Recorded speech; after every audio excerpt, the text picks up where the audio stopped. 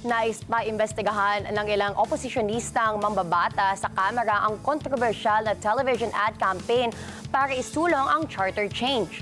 Sinabi ni House Deputy Minority Leader at ACT Teachers Party List Representative Franz Castro na dapat siyasatin kung sino ang nasa likod sa pagpopondo ng nasabing TV ad.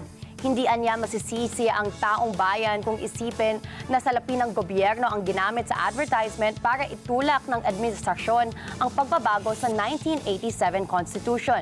Makailang ulit ginamit sa kampanya ang katagang EDSA Puwera at pinapalabas na binaliwalaan yan ng umiiral na konstitusyon ang kapakanan ng mga sektor gaya ng magsasaka, estudyante at lokal na pagnenegosyo.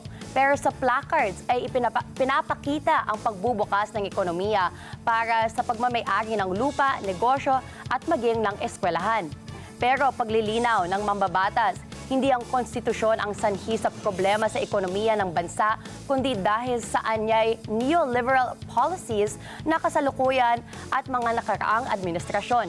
Sa ilalim ng 1987 Constitution, 3 pamaraan ang tinukoy para sa amendya nito kabilang na ang Constitutional Convention, pag-convene sa Kongreso bilang Constituent Assembly at People's Initiative.